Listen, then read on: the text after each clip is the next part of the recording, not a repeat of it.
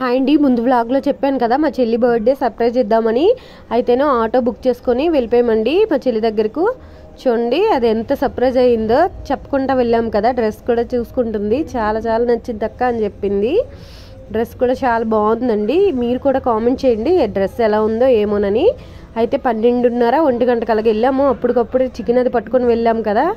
ఈలోగా మా తమ్ముడు, ఇద్దరు తమ్ముళ్ళు చికెన్ ఏమో మ్యాగ్నేట్ చేస్తారు. మా అత్తమ్మ టకటక వండిస్తారు. మా చెంజిల్లేమో ఆనియన్స్ అవి కట్ చేసి ఇచ్చేసింది. హాయ్ చెప్పే సబ్స్క్రైబర్స్ కంటే హాయ్ చెప్తుంది.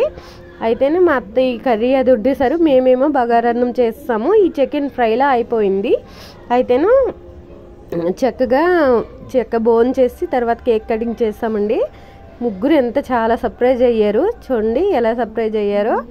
బాబు అయితే చాలా చాలా హ్యాపీగా ఫీల్ అయ్యాడు. వాళ్ళ మదర్ కన్నా వాడే ఎగ్జైటింగ్గా ఫీల్ అయ్యాడు. నాకైతే చాలా హ్యాపీ అయిపోయిందండి. ఎందుకంటే వాళ్ళ హస్బెండ్కి బాగాలేదు కదా. బర్త్డే అసలు చేసుకోదేమో అనుకుంటే ఇలా సెలబ్రేట్ చేస్తాం. మేము నలుగురము వెళ్ళాము. మా అత్తమ్మ కూడా మాతో పాటు వచ్చారు. బాయ్ అండి.